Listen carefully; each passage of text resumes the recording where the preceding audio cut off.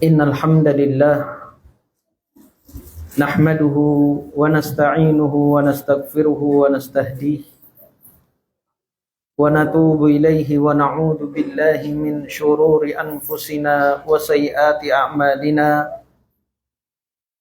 Man yahdihillahu fala mudilla lahu wa man yudlil fala hadiya lahu.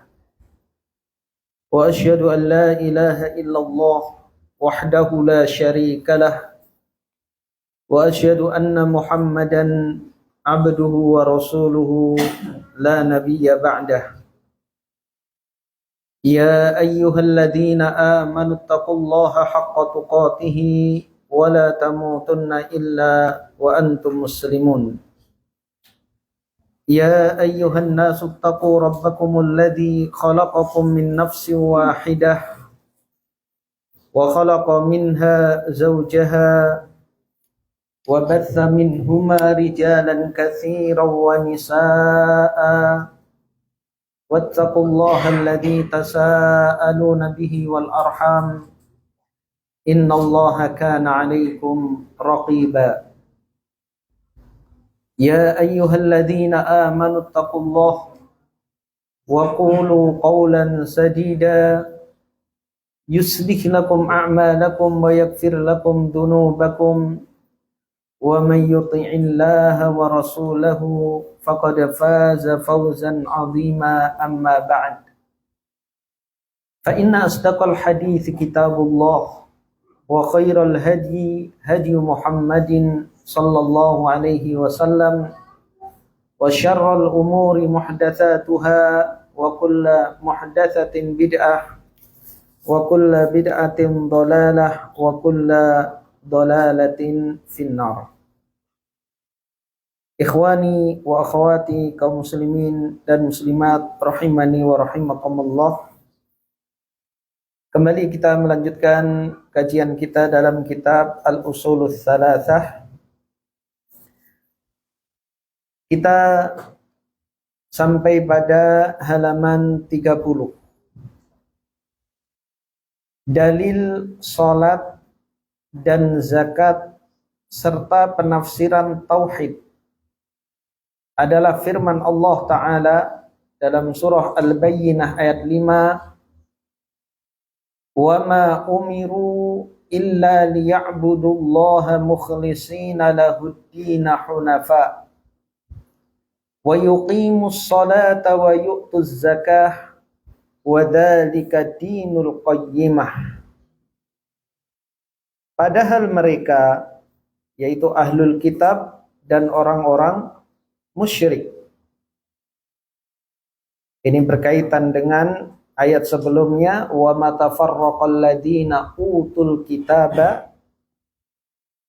tidaklah terpecah belah ahlul kitab illa min ba'di ma ja'athumul bayyinah, melainkan setelah datang keterangan kepada mereka, yaitu dengan diutusnya Rasulullah sallallahu alaihi wasallam.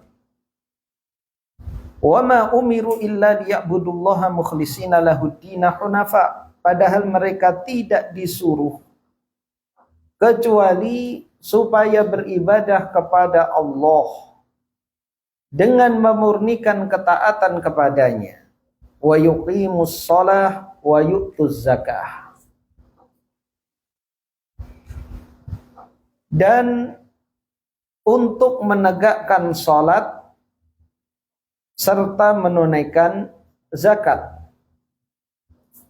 Wa dzalika dinul qayyimah, dan itulah agama yang lurus. Kita ketahui bahwa al-bayyinah, penjelasan atau keterangan, adalah dengan diutusnya Rasulullah sallallahu alaihi wasallam sebagai penutup para nabi dan para rasul, sebagai penutup agama-agama terdahulu. Artinya agama-agama terdahulu sudah tidak berlaku lagi. masa berlakunya sudah habis dengan Allah Subhanahu wa taala mengutus Nabi kita Muhammad sallallahu alaihi wasallam. Tentang Allah Subhanahu wa taala akan mengutus nabi yang terakhir, nabi akhir zaman. Allah Subhanahu wa taala kabarkan kepada ahlul kitab kabar gembira bahwa Allah akan mengutus Nabi sallallahu alaihi wasallam terdapat di dalam kitab Taurat dan Injil. Sehingga ahlul kitab justru mereka yang terdepan memberikan kabar tersebut kepada umat manusia. Karena mereka ahlul kitab. Mereka memiliki kitab Taurat dan Injil. Adapun bangsa Arab, Allah sebutkan bahwa mereka adalah bangsa ummiyin. Bangsa yang buta huruf. Mayoritas bangsa Arab itu adalah bangsa yang buta huruf di zaman jahiliyah. Mereka tidak tahu baca tulis, bahkan Nabi kita sallallahu alaihi wasallam pun buta huruf. An-Nabiyul Ummi, nabi yang buta huruf. Buta huruf bagi keumuman manusia adalah sifat kekurangan. Namun pada diri Nabi Shallallahu Alaihi Wasallam justru menjadi mukjizat. Dan itu sebagai bantahan kepada orang-orang kafir yang menuduh bahwa Rasulullah Shallallahu Alaihi Wasallam menyampaikan ajarannya didapat dari ilmuwan Romawi, dan tuduhan itu sudah ada sejak zaman Nabi Shallallahu Alaihi Wasallam, pun dilanjutkan sekarang oleh para orientalis dan juga orang-orang liberal yang berusaha memasukkan keraguan di hati kaum muslimin. Bagaimana kita mengikuti seorang yang buta huruf? Justru dengan Nabi Shallallahu Alaihi Wasallam Allah takdirkan buta huruf itu merupakan mukjizat. Karena Nabi buta huruf, maka tidak mungkin apa yang beliau baca dari ayat-ayat Al-Quran itu didapatkan dari belajar dari seorang ilmuwan. Karena modal pertama belajar itu adalah baca tulis. Tidak mungkin seorang akan mendapatkan gelar sarjana atau profesor kalau tidak memiliki ilmu yang paling dasar, yaitu baca tulis. Kita perhatikan bagaimana isi ayat-ayat Al-Quran. Hikmahnya, keadilannya, keluasan ilmunya, pelajaran-pelajaran yang bisa kita ambil dari ayat-ayat Al-Quran yang tidak bisa ditandingi keindahannya oleh siapapun. Bahkan Allah Subhanahu wa ta'ala menantang manusia untuk mendatangkan satu ayat saja yang bisa menyamai keindahan Al-Quran. Tidak ada satupun yang mampu. Maka bagaimana mungkin itu dikarang oleh seorang yang buta huruf? Tatkala yang membaca, yang menyampaikan itu adalah orang yang buta huruf, maka tidak ada keraguan lagi bahwa itu adalah wahyu dari Allah Subhanahu wa ta'ala.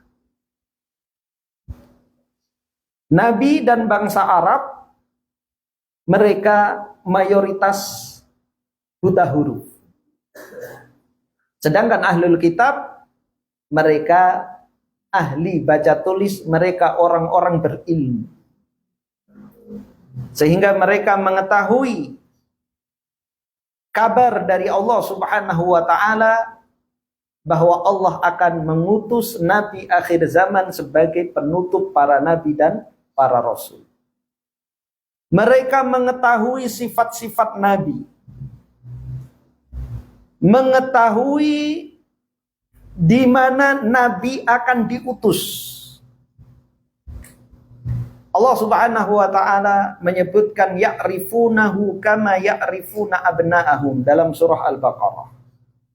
Mereka ahlul kitab mengenal Nabi sallallahu alaihi wasallam seperti mereka mengenali anak-anak mereka sendiri. Yang paling mengenal seorang anak tiada lain adalah orang tuanya. Orang tua paling mengetahui, mengenali karakter anaknya. Baik sifat lahiriah maupun sifat batiniah. Bagaimana karakter anak itu orang tua paling kenal.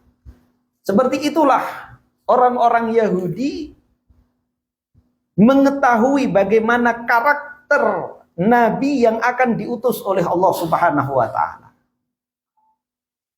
Bahkan bangsa Arab saja tidak tahu, bahkan keluarga Nabi tidak tahu bahwa sosok yang lahir di rumah mereka adalah bakal Nabi. Banyak sekali momen bagaimana Nabi Shallallahu Alaihi Wasallam ditunjukkan kenabiannya oleh ahlul kitab.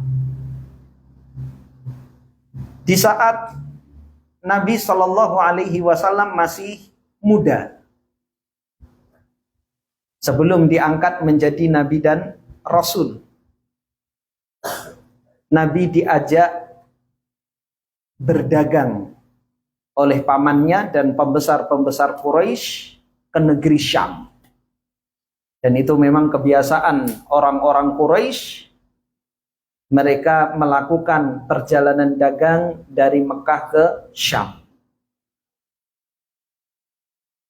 Dalam perjalanan, mereka melewati daerah Buhairah.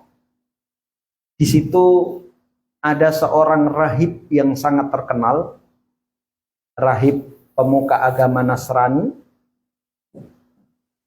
Rahib ini tidak pernah keluar dari gerejanya. Dia sibuk beribadah, fokus beribadah. Di saat hari lewatnya kafilah dagang Quraisy, yang di situ ada Nabi Shallallahu Alaihi Wasallam, beliau melihat suasana alam yang berbeda. Karena Nabi Shallallahu Alaihi Wasallam juga sudah diberi muqaddimah oleh Allah Subhanahu Wa Taala sebelum diangkat menjadi Nabi dan Rasul. Nabi Shallallahu Alaihi Wasallam mengkabarkan kepada para sahabatnya, permulaan sebelum aku diangkat menjadi Nabi dan Rasul, pepohonan batu mengucapkan salam kepadaku. Ketika suasana yang berbeda yang dirasakan oleh Buhairah, dan itu tidak dirasakan oleh orang lain, maka dia mengatakan kepada pembantunya, keluarlah engkau, cari siapa yang lewat di daerah kita. Ya, zaman dahulu orang melewati suatu daerah itu jarang. Berbeda dengan di zaman kita sekarang, kita tidak bisa menghitung siapa yang lewat di Jalan Ahmad Yani ini. Jadi kalau ada yang lewat, itu tidak banyak. Ya. Maka keluarlah pembantunya ini mencari-cari, ternyata dia mendapatkan kafilah dagang Quraisy. Dia kembali ke biara atau gereja. Dia sampaikan ke Buhairah bahwa yang lewat adalah rombongan dagang Quraisy. Buhairah pun mengatakan kepada pembantunya, panggil mereka kemari, undang mereka kemari. Maka pembantunya ini pergi menyampaikan undangan Buhairah agar mereka mau singgah di gereja Buhairah. Saat itu pembesar-pembesar Quraisy meninggalkan Nabi Shallallahu Alaihi Wasallam untuk menjaga barang dagangan mereka. Mereka tahu bahwa yang mengundang ini adalah seorang tokoh yang sangat disegani dan dihormati di Buhairah. Mereka khawatir Buhairah tersinggung dengan mereka membawa anak yang masih belia. Jadi yang hadir adalah orang-orang yang sudah sepuh, orang-orang yang sudah berumur, dan mereka adalah pembesar-pembesar Quraisy. Ketika mereka sampai di gereja Buhairah, pendeta Buhairah namanya Busra, dia memperhatikan satu persatu tamunya ini. Tidak ada ciri-ciri sifat-sifat orang yang dia cari. Maka dia bertanya kepada orang-orang Quraisy ini, apakah masih ada yang tersisa di antara kalian yang tidak hadir ke sini? Mereka mengatakan, kamilah pembesar-pembesar Quraisy. Tidak ada satupun yang kami tinggalkan. Pasti ada orang yang kalian tinggalkan. Mereka mengatakan, iya, hanya seorang anak muda yang masih belia. Panggil dia kemari. Maka dipanggillah Nabi Shallallahu Alaihi Wasallam, diundang menghadap Buhairah. Maka Buhairah mengamati fisik Nabi Shallallahu Alaihi Wasallam dan dia tahu bahwa ini adalah calon Nabi. Maka Buhairah mengatakan kepada pamannya Abu Talib, bawa dia pulang. Jangan diajak pergi ke negeri Syam, karena aku khawatir di sana ada orang-orang Yahudi yang gemar membunuh para nabi.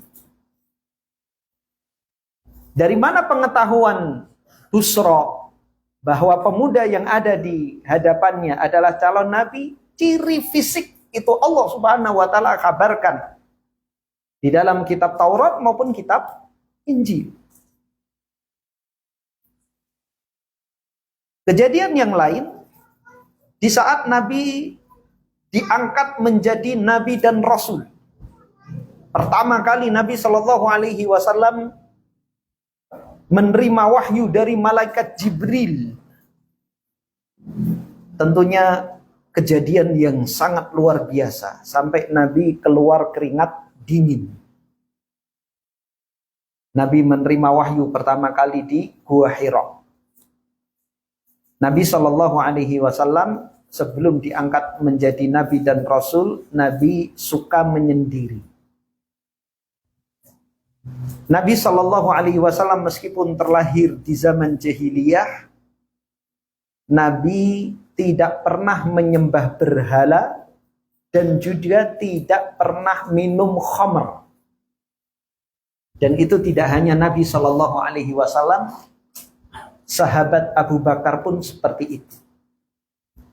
Dan ini karena tumbuh karena fitrah. Ya. Jadi fitrahnya mengingkari, tapi belum turun wahyu sehingga belum bisa menilai. Sehingga Nabi Shallallahu Alaihi Wasallam suka menyendiri di gua Hira. Dan Nabi Shallallahu Alaihi Wasallam juga dijaga oleh Allah Subhanahu Wa Taala dari perbuatan dosa dan maksiat.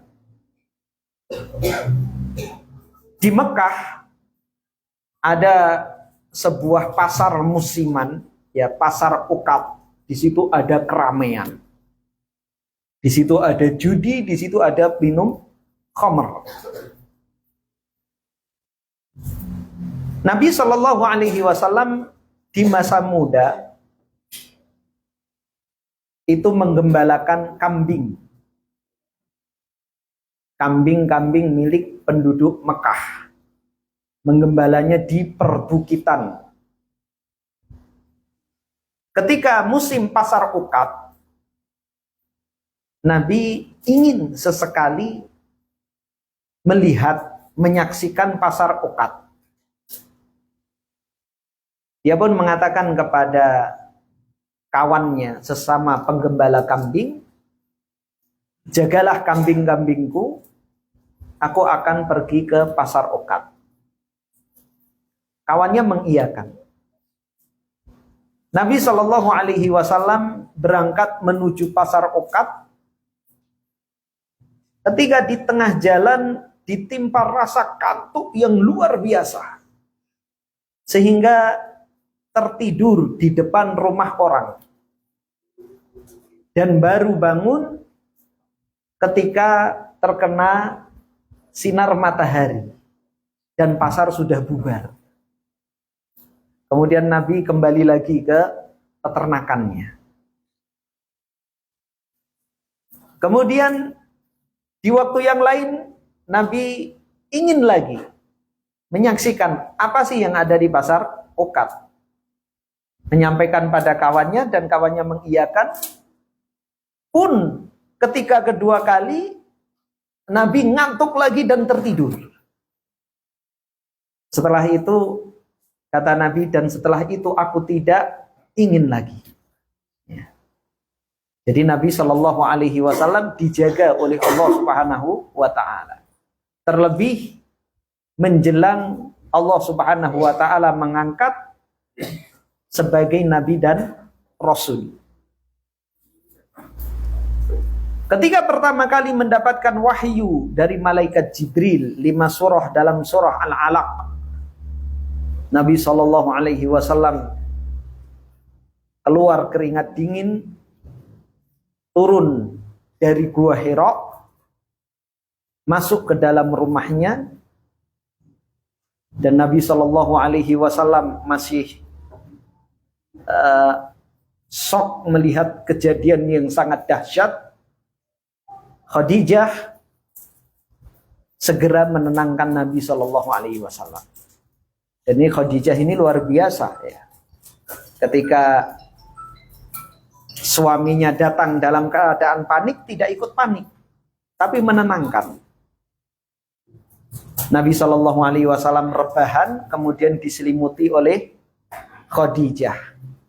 Khadijah pun mengatakan, jangan khawatir, Allah tidak akan menyanyiakan engkau, karena engkau suka memuliakan tamu dan engkau banyak melakukan kebaikan. Kemudian pada pagi harinya Khadijah membawa Nabi Shallallahu Alaihi Wasallam ke anak pamannya yang bernama Waraqah bin Naufal. Dan Waraqah bin Naufal ini menganut agama Ahlul Kitab. Jadi Khadijah tahu apa yang terjadi pada Nabi Shallallahu Alaihi Wasallam. Yang bisa memberitahu apa hakikat yang terjadi adalah putra pamannya. Maka ketika dihadapkan kepada pamannya, Waraqah bin Naufal bertanya kepada Nabi Shallallahu Alaihi Wasallam apa yang beliau alami.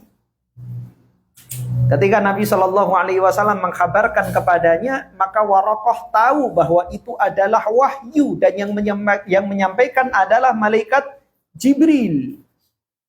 Maka Waraqah mengatakan, makhluk yang datang kepada engkau adalah makhluk yang sama yang datang kepada Musa.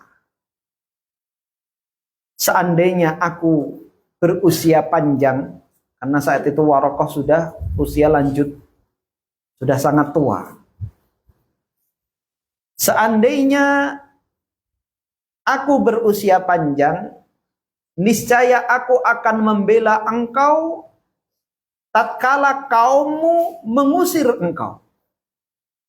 Maka Nabi Shallallahu Alaihi Wasallam terkejut. Awa mukhrijihum, apakah mereka akan mengusirku? Karena Nabi Shallallahu Alaihi Wasallam memiliki nasab yang paling mulia di Quraisy. Dia keturunan Bani Hashim sebagai pengurus Ka'bah. Dia cucu dari Abdul Muttalib, penguasa Mekah. Dia putra dari Abdullah, pemuda yang paling dicintai oleh orang-orang Quraisy. Dan beliau Nabi Shallallahu Alaihi Wasallam yang digelari oleh kaumnya dengan Al-Amin, orang yang terpercaya. Akhlak Nabi Shallallahu Alaihi Wasallam diakui oleh kaumnya. Mereka, kepercayaan mereka tidak ada yang melebihi selain kepercayaan mereka kepada Nabi Shallallahu Alaihi Wasallam, amanahnya, kejujurannya. Bahkan ketika mereka sudah memusuhi Nabi Shallallahu Alaihi Wasallam, mereka masih percaya kepada Nabi. Ketika Nabi hendak hijrah meninggalkan rumahnya, berpesan kepada Ali bin Abi Thalib setelah Nabi pergi, berpesan kepada Ali agar mengembalikan barang-barang amanah orang-orang Quraisy.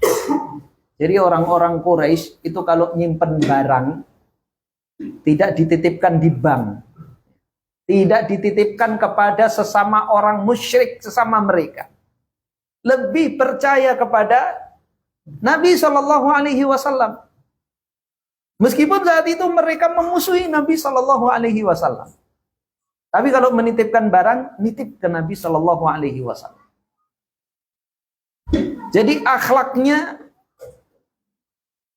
tidak dipungkiri oleh orang-orang Quraisy, bagaimana besarnya kecintaan mereka kepada Nabi Shallallahu Alaihi Wasallam.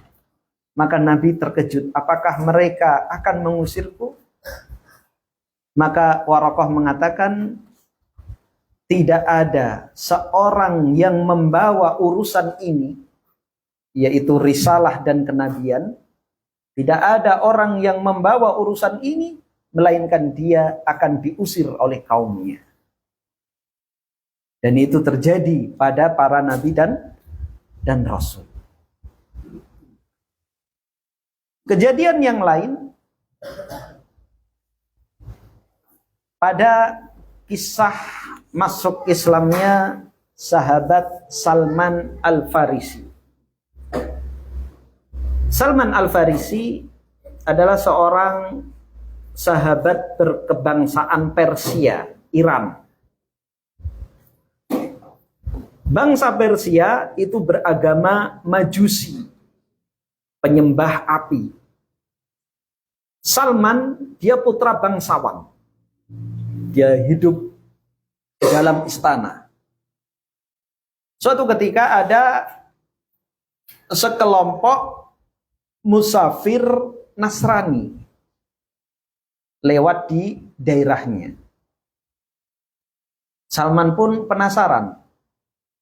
Dia ikut bermajlis dengan orang-orang Nasrani ini. Ketika mendengar ajaran Nasrani, dia pun tertarik. Ini lebih baik dari agama saya. Karena jelas agama Nasrani, bagaimanapun juga agama Samawi, jelas masih ada ayat-ayat Allah Subhanahu wa Ta'ala di dalam kitab Injil, meskipun sudah diselewengkan oleh para pendeta Nasrani. Ketika dia pulang ketahuan oleh ayahnya, dilarang. Tapi di saat dilarang malah dia semakin semangat. Maka dia putuskan untuk ikut rombongan Nasrani ini. Dia pun belajar agama Nasrani. Sampai pendeta yang dia berguru kepadanya itu meninggal. Dan sebelum meninggal berwasiat agar Salman terus belajar kepada pendeta yang lain, disebut namanya. Pada pendeta yang kedua pun demikian, sampai pendeta tersebut meninggal dan sebelum meninggal berwasiat untuk belajar kepada pendeta yang lain, terus berpindah-pindah guru dari satu pendeta ke pendeta yang lain. Ketika dia diwasiatkan oleh pendeta yang terakhir untuk berguru kepada seorang pendeta, maka dia datangi pendeta tersebut. Pendeta ini mengatakan, masa berlaku agama ini sudah berakhir. Karena Allah telah mengutus Nabi akhir zaman. Tempatnya di Yathrib. Yathrib adalah nama Madinah sebelum hijrahnya Nabi SAW. Datanglah ke sana. Anutlah agama itu dan bergurulah pada Nabi baru itu. Maka Salman pun tidak berguru kepada pendeta yang terakhir ini. Bayangkan, mereka tahu. Semua pendeta tahu. Yang mana pengetahuan ini tidak diketahui oleh bangsa Arab, bahkan keluarga Nabi SAW sendiri. Kaumnya saja mengusir, mendustakan. Salman karena dari Persia tidak tahu jalan menuju ke Madinah. Dan yang paling banyak melakukan perjalanan ke Madinah dari negeri Syam adalah orang-orang Yahudi. Jadi orang-orang Yahudi itu mereka ramai menempati Madinah sebelum hijrahnya Nabi, karena mereka tahu bahwa itulah tempat Allah Subhanahu wa taala akan mengutus Nabi yang baru. Dan mereka berharap bahwa Nabi terakhir yang diutus oleh Allah adalah dari keturunan mereka. Maka Salman pun menyegat kafilah Yahudi yang hendak ke Madinah. Namun kafilah tersebut enggan membawa Salman, tidak mau. Salman pun menawarkan harga yang tinggi, berapa yang mereka mau, tetap mereka tidak mau. Salman terus memaksa. Akhirnya orang-orang Yahudi ini memberikan penawaran kepada Salman. Boleh engkau ikut bersama kami, namun sesampainya di Madinah kami akan menjualmu sebagai budak. Salman tidak ragu. Iya. Subhanallah. Bagaimana semangatnya menuntut ilmu sampai rela dijual menjadi budak. Maka berangkatlah Salman dengan rombongan Yahudi ini. Sesampainya di Madinah, dia pun dijual sebagai seorang budak dan dibeli oleh salah seorang penduduk Madinah. Padahal saat itu Nabi itu masih tertindas di Mekah. Nabi belum hijrah ke Madinah. Maka Salman menunggu. Ya. Bagaimana kekecewaan seseorang ya. Mau berguru, tiba di sebuah tempat nggak ada gurunya. Sudah rela dijual menjadi budak. Ya. Bukan membayar 100-200 juta, dijual jadi budak. Ya. Melepaskan harga dirinya. Ya. Bukan sebagai kuli, bukan sebagai pembantu, bukan sebagai budak. Jauh lebih rendah daripada pembantu. Pembantu dapat gaji bulanan. Ya. bisa nego, bisa menuntut kenaikan gaji, bisa demo. Ini budak, nggak bisa apa-apa. Sabar menunggu Salman kerja di kebun kurma. Sampai di saat datangnya Nabi Shallallahu Alaihi Wasallam hijrah ke Madinah, dan Salman ini memiliki kawan di kebun, ya, dia selalu cerita, ya, dia orang asing kan di situ. Tentunya kawannya pun penasaran bagaimana kisah perjalanan dia sampai menjadi budak. Sudah masuk waktu Isya, silakan Ustaz.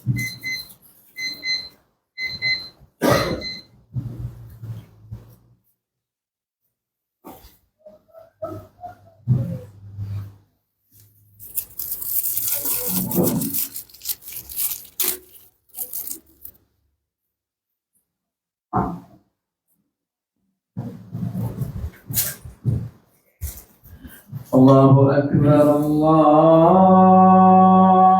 Akbar, Allahu Akbar, Allahu Akbar, Allahu Akbar. Asyhadu an la ilaha illallah. Asyhadu an la ilaha illallah.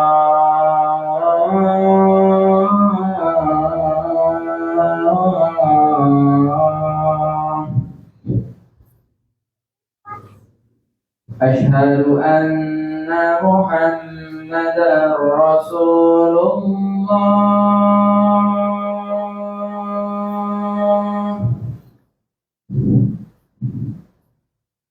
Asyhadu anna Muhammadar Rasulullah.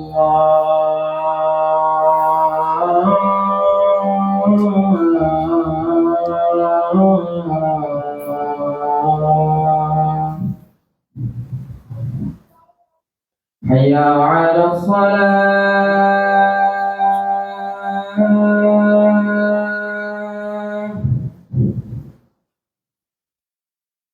Hayya 'alas shalah.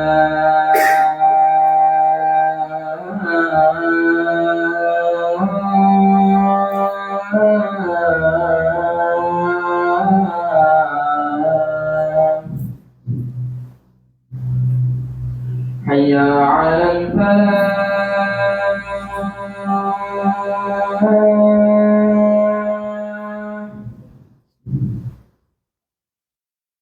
Hayya 'alal falah.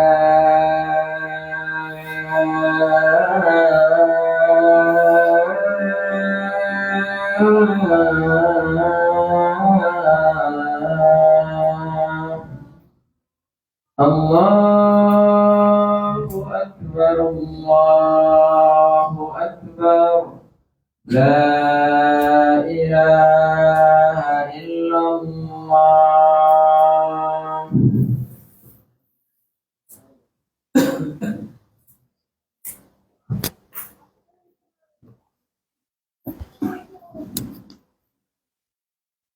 Kita lanjutkan. Baru ketika Nabi Shallallahu Alaihi Wasallam datang ke Madinah dan kawannya Salman yang pertama kali mengetahuinya, dan dia orang merdeka sehingga leluasa ke sana kemari. Ketika Nabi datang, maka kawannya ini berlari memberi kabar kepada Salman. Wahai Salman, Salman. Salman merasa bahwa itu adalah kabar yang dia nanti-nanti. Saat itu Salman sedang berada di pohon kurma, sedang memetik kurma. Maka dia langsung lompat menemui sahabatnya. Apa yang engkau tunggu-tunggu telah datang. Dan Salman diberitahu oleh pendeta terakhir yang dia temui, tanda Nabi yang diutus oleh Allah Subhanahu wa Ta'ala adalah yang pertama, tidak menerima sedekah. Yang kedua, menerima hadiah. dan ada tanda kenabian di pundaknya. Ya, bulatan sebesar apel. Maka Salman datang dengan membawa sekeranjang korma. Saat itu Nabi Shallallahu Alaihi Wasallam sedang duduk bersama sahabatnya. Salman datang. Maka Salman memberikan sekeranjang korma tersebut, mengatakan ini adalah sedekah. Maka Nabi Shallallahu Alaihi Wasallam mengambil keranjang tersebut dan membagi-bagikannya kepada yang berhak, dan sebutir pun Nabi Shallallahu Alaihi Wasallam tidak mengambil. Bukti pertama sudah didapat oleh Salman. Maka pulanglah Salman. Keesokan harinya dia membawa sekeranjang kurma lagi, mengatakan kepada Nabi, ini adalah hadiah. Maka Nabi mengambil dan mengajak para sahabat yang ada di situ untuk makan. Nabi pun juga makan. Kemudian Salman berdiri ke belakang Nabi Shallallahu Alaihi Wasallam. Nabi pun paham apa yang dicari oleh Salman. Maka Nabi Shallallahu Alaihi Wasallam menyikap pundaknya, dan Salman melihat tanda kenabian yang ada di pundak Nabi Shallallahu Alaihi Wasallam, dan seketika itu Salman menyatakan masuk Islam di hadapan Nabi, mengucapkan 2 kalimat syahadat. Ini pendeta-pendeta Nasrani. Adapun pendeta Yahudi, di saat Nabi Shallallahu Alaihi Wasallam berdakwah di Mekah, pengikutnya terus bertambah. Orang-orang Quraisy antara membenarkan dan gengsi, karena harus mengorbankan adat istiadat leluhur mereka kalau mengikuti Nabi Shallallahu Alaihi Wasallam. Maka mereka ingin mencoba mengetahui benar atau tidak bahwa pemuda yang ada di tengah-tengah mereka adalah seorang nabi. Maka orang-orang Quraisy mengutus utusan ke Yathrib untuk menemui pendeta Yahudi. Apakah pemuda yang ada di tengah-tengah mereka benar-benar seorang nabi atau hanya sekedar mengaku-aku? Pergilah utusan ini ke Yathrib, mendatangi pendeta Yahudi. Kemudian pendeta Yahudi ini memberikan alat deteksi atau alat diagnosa untuk membuktikan bahwa pemuda tersebut nabi atau bukan, dengan memberikan 3 pertanyaan. Tanyakan kepada pemuda itu tentang kisah Ashabul Kahfi, tentang kisah Dzun-Nurain, dan tentang roh. Apabila jawabannya sesuai, maka dia adalah seorang nabi. Kalau tidak tahu, maka dia hanya sekedar mengaku-aku saja. Karena kejadian kisah Dzun-Nurain dan Ashabul Kahfi, kejadiannya jauh tempatnya dari keberadaan Nabi Shallallahu Alaihi Wasallam, selain juga sangat jauh zamannya. Kisah tersebut hanya diketahui oleh ahlul kitab. Maka kalau Nabi sampai tahu, itu pasti wahyu dari Allah Subhanahu wa Ta'ala. Maka pulanglah utusan ini ke Mekah, menemui pembesar-pembesar Quraisy.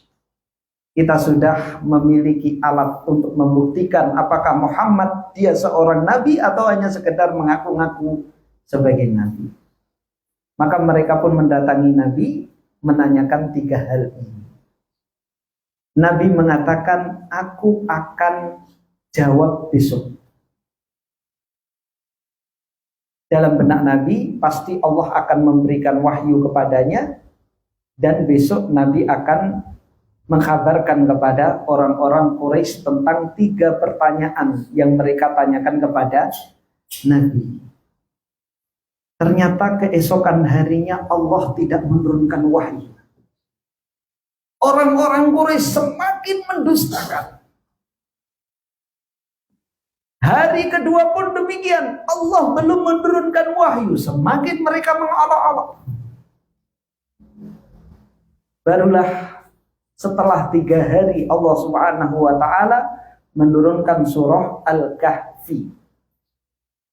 Yang di situ dikisahkan tentang kisah Ashabul Kahfi dan Dzun-Nurain. Dengan Allah Subhanahu wa ta'ala memberikan teguran kepada Nabi sallallahu alaihi wasallam. Wala taqulanna li syai'in inni fa'ilun dzalika ghada illa ayyasha Allah. Janganlah engkau mengatakan aku akan melakukan besok kecuali atas kehendak Allah. Jadi Nabi ketika menjanjikan kepada orang-orang Quraisy itu tidak mengucapkan insya Allah. Makanya penting kita ketika hendak melakukan apapun, ya, besok insya Allah, lusa insya Allah. Sehingga kita dapati bagaimana kesabaran Ismail mau disembelih, bisa melaksanakan perintah Allah dengan sempurna karena mengucapkan apa? Insya Allah. Ibrahim tatkala mengatakan kepada putranya, ya bunai, inni ara fil manami anni adbahuka fanzur madza tara. Wahai putraku, sesungguhnya aku melihat dalam mimpiku aku menyembelihmu. Bagaimana pendapatmu? Ismail mengatakan, ya abatif al ma tu'mar satajiduni insyaallahu minas sabirin. Wahai ayahku, laksanakan apa yang diperintahkan kepadamu, niscaya engkau akan dapati aku insya Allah termasuk orang-orang yang sabar. Maka penting bagi kita untuk menyertakan insya Allah, maka Allah akan memberikan taufik kepada kita untuk melaksanakan apa yang kita ucapkan. Maka Nabi Shallallahu Alaihi Wasallam mengkisahkan, membacakan surah Al-Kahfi. Di dalamnya ada kisah tentang Ashabul Kahfi dan kisah Dzun-Nurain. Adapun ruh, qulir ruhu min amri rabbi, yas'alunaka 'anir ruh, qulir ruhu min amri rabbi. Mereka bertanya kepada engkau wahai Muhammad tentang ruh, dan ruh itu adalah urusan Tuhan. Jawaban ini sama seperti apa yang dikabarkan oleh pendeta Yahudi. Namun saat itu orang-orang Quraisy berhasil membuktikan bahwa sosok pemuda yang ada di hadapannya adalah seorang nabi, namun mereka belum mau beriman kepada Nabi Shallallahu Alaihi Wasallam. Jadi banyak bukti bahwa ahlul kitab baik Yahudi maupun Nasrani mereka mengetahui kenabian dan kerasulan Nabi Shallallahu Alaihi Wasallam. Maka tatkala Allah Subhanahu Wa Taala mengutus Rasulullah Shallallahu Alaihi Wasallam, barulah ahlul kitab terpecah. Di antara mereka ada yang beriman kepada Nabi, di antara mereka masih tetap pada kekufuran mereka. Karena ahlul kitab meskipun Yahudi Nasrani itu adalah agama samawi, namun agama yang telah ternodai. Mereka sudah rubah, bukan menjadi agama tauhid lagi. Penyembahan terhadap orang-orang soleh, penyembahan terhadap Nabi, penyembahan terhadap Isa Al-Masih, penyembahan terhadap Maryam dan lain sebagainya. Amal ibadah mereka pun dipenuhi dengan ritual-ritual yang tidak dicontohkan oleh nabi-nabi mereka. Namun berita itu menjadi sesuatu yang mereka yakini. kabar gembira Allah akan mengutus Nabi akhir zaman. Itu sesuatu yang mereka yakini. Dan mereka berharap mereka akan mendapatkan pencerahan. Karena jauhnya mereka dengan masa kenabian dari nabi-nabi Bani Israel terdahulu, tentunya juga banyak terjadi perselisihan di antara mereka. Bahkan pengangkatan Nabi Isa sebagai Tuhan itu juga menjadi perdebatan yang sengit di antara para pendeta. Dan dikukuhkannya Nabi Isa sebagai Tuhan itu pada tahun 300 Masehi. Jadi setelah 3 abad setelah masa Nabi Isa alaihi salam. Dan itu tidak semua gereja sepakat. Masih ada yang mengingkarinya. Pada konsili Nisea, mereka melakukan rapat besar, seluruh gereja di dunia diundang untuk mengukuhkan Isa sebagai Tuhan. Mayoritas menyetujui, hanya satu kelompok, dan akhirnya mereka diusir. Dan mereka tinggal di pedalaman jauh dari keramaian. Karena selain setelah mereka tidak menyetujui diangkatnya Yesus sebagai Tuhan, mereka tidak hanya dikucilkan, bahkan ditindas, bahkan dipaksa, dipaksa, dijatuhin sanksi dan lain sebagainya. Maka mereka menyingkir dari keramaian. Tapi yang jelas masih ada kelompok yang tidak, kelompok Nasrani yang tidak meyakini Isa sebagai Tuhan. Setelah Nabi Shallallahu Alaihi Wasallam diutus oleh Allah Subhanahu Wa Taala, dari kalangan ahlul kitab yang masuk Islam lebih banyak dari kalangan Nasrani daripada Yahudi. Yahudi hanya segelintir saja. Bahkan padahal mereka yang paling antusias agar Nabi dari keturunan mereka. Makanya mereka berbondong-bondong ke Madinah. Yang tidak dilakukan oleh orang-orang Nasrani. Ketika mereka menempati Madinah, terjadi gesekan dengan orang-orang penduduk Madinah dari kalangan Aus dan Khazraj, penduduk Arab Madinah. Setiap terjadi sengketa, perselisihan antara orang-orang Yahudi dengan orang-orang Arab Madinah, orang-orang Yahudi ini selalu sesumbar di hadapan mereka. Allah akan mengutus nabi dari kalangan kami, dan kami akan memerangi kalian bersama nabi kami. Dan Allah akan membinasakan kalian sebagaimana Allah akan membinasakan kaum Ad dan Tsamud. Kaum Ad dan Tsamud itu adalah bangsa Arab yang dimusnahkan oleh Allah Subhanahu wa taala. Bangsa Arab Baidah. Bangsa Arab yang sudah musnah. Kaumnya Nabi Hud dan Nabi Saleh. Dan kisah mereka diketahui oleh bangsa Arab. Maka mereka mengancam orang-orang Arab Madinah bahwa Allah akan membinasakan kalian di tangan kami dengan nabi yang baru, sebagaimana Allah membinasakan kaum Ad dan Tsamud. Selalu itu yang diulang-ulang oleh orang-orang Yahudi di hadapan orang-orang Aus dan Khazraj. Ketika Nabi sudah diangkat menjadi Nabi dan Rasul dan didustakan oleh kaumnya, orang-orang Yathrib dari Aus dan Khazraj itu menunaikan ibadah haji sebagaimana kebiasaan bangsa Arab di zaman jahiliyah. Karena meskipun mereka hidup di zaman jahiliyah, mereka masih melakukan ibadah haji yang mereka warisi dari Nabi Ibrahim dan Nabi Ismail. Tentunya ibadah hajinya sudah dipenuhi dengan kesyirikan dan bid'ah. Di sekitar Ka'bah ada 300 berhala. Bahkan mereka menggambar Nabi Ibrahim dan Nabi Ismail di dalam Ka'bah. Dan cara seperti ini diikuti oleh sebagian kaum muslimin, menggambar berhala di dalam masjid.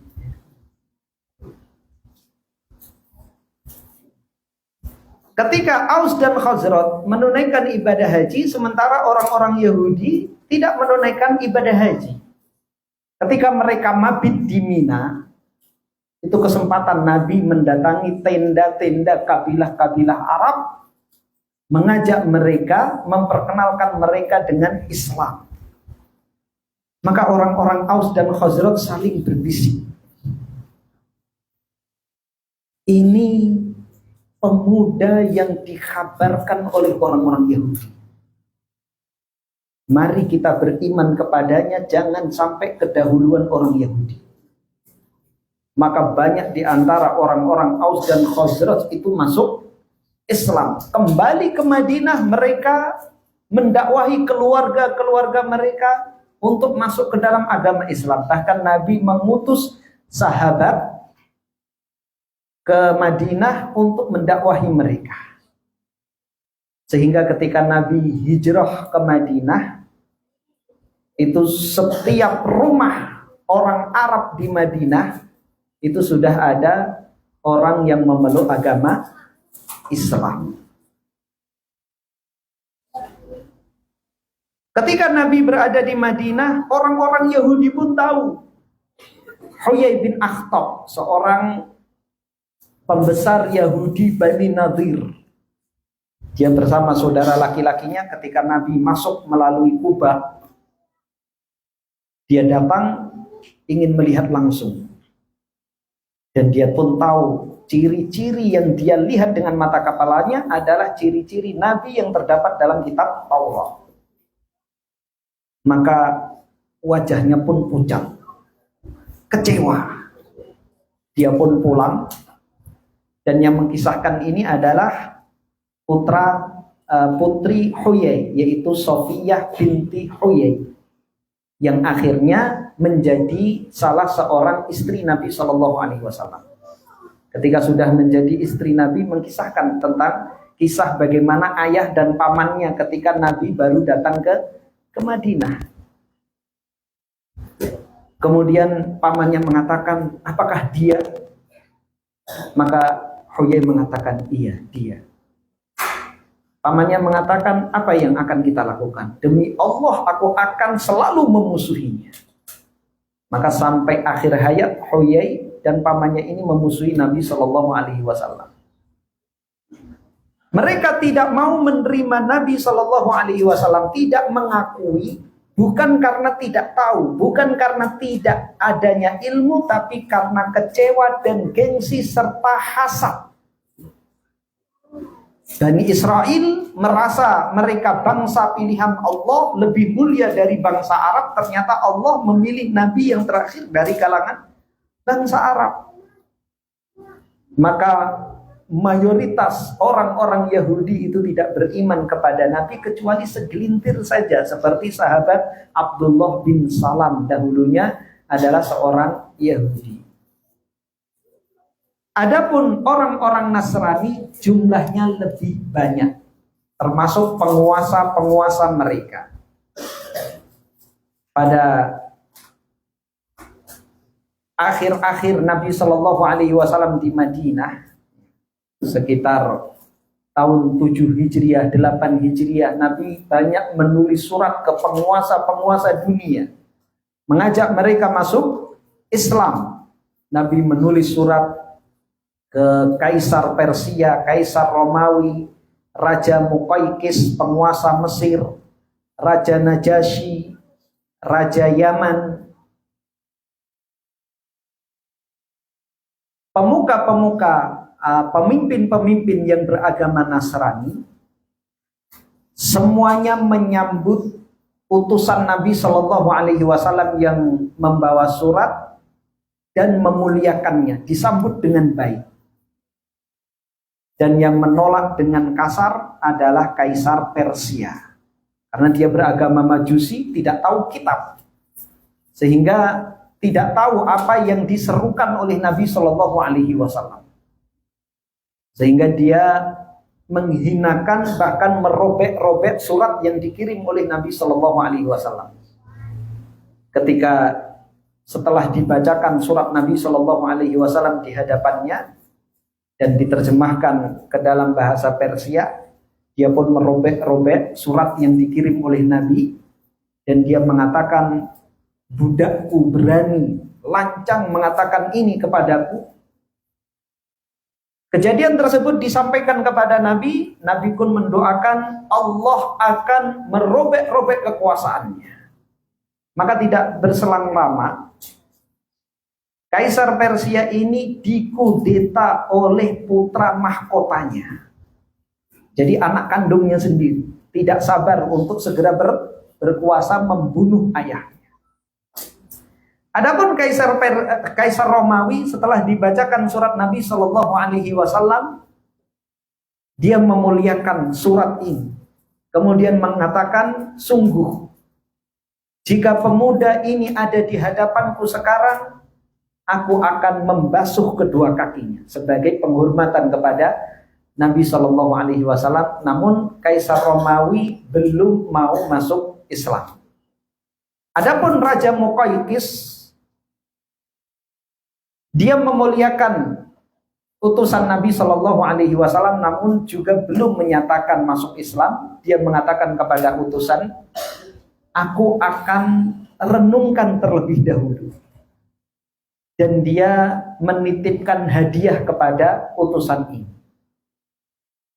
2 orang budak perempuan yang bernama Maria Al-Qibtiyah dan Sirin, serta seekor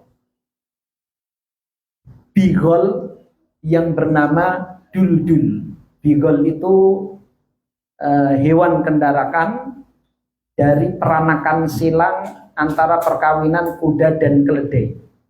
Lahirlah bigol.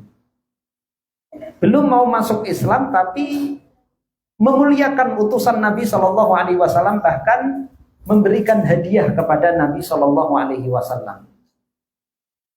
Maria Al-Qibtiyah dinikahi oleh Nabi Shallallahu Alaihi Wasallam dan Sirin diberikan kepada salah seorang sahabat, dan Duldul dikendarai oleh Nabi Shallallahu Alaihi Wasallam.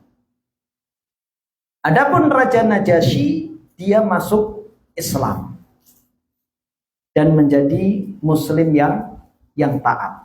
Semuanya adalah yang beragama Nasrani. Wa ma tafarraqal ladzina utul kitaba illa min ba'di ma ja'atuhumul bayyinah. Tidaklah ahlul kitab itu terpecah, sebagian beriman, bahkan sebagian besar mereka tetap bertahan pada agama mereka meskipun mereka mengetahui kebenaran yang dibawa oleh Nabi Shallallahu Alaihi Wasallam. Wa ma umiru illa liya'budullaha mukhlishina lahuddina hunafa. Padahal mereka itu tidak diperintahkan kecuali hanya untuk beribadah kepada Allah saja, mentauhidkan Allah. Kenapa mereka harus terpecah? Tidak semuanya beriman, padahal kebenaran itu sudah mereka ketahui. Mengapa masih bertahan pada kekufuran mereka? Wa yuqimus shalah wa yu'tu az-zakah.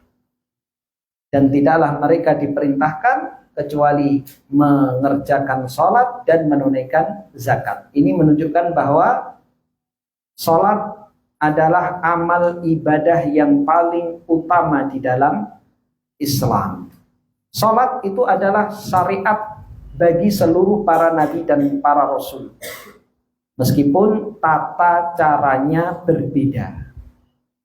Jadi tidak ada perintah yang berat sebenarnya kepada ahlul kitab, kecuali mentauhidkan Allah, mengerjakan sholat dan menunaikan zakat.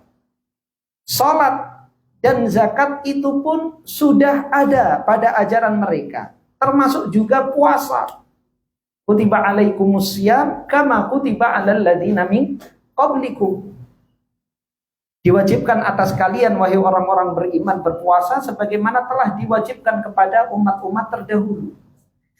Jadi bebannya sebenarnya tidak ada yang lebih berat ketika ahlul kitab itu masuk ke dalam agama Islam.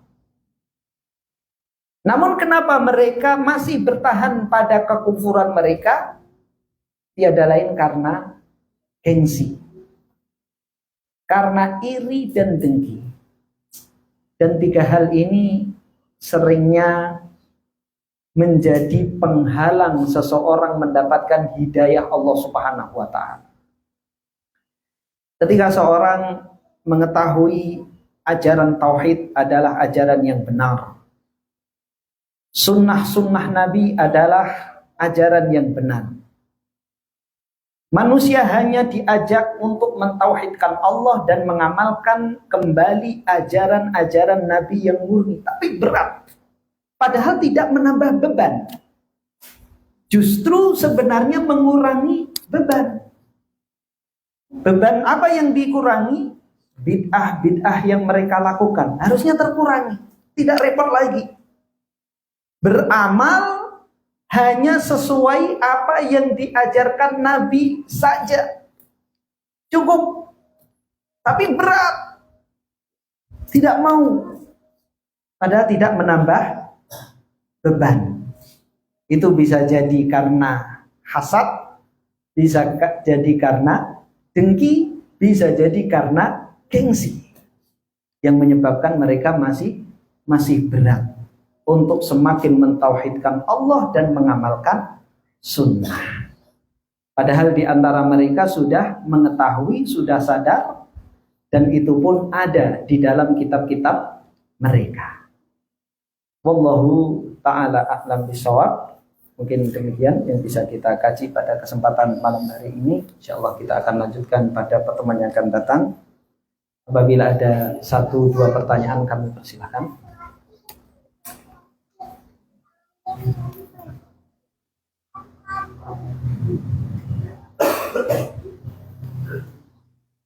Tidak ada.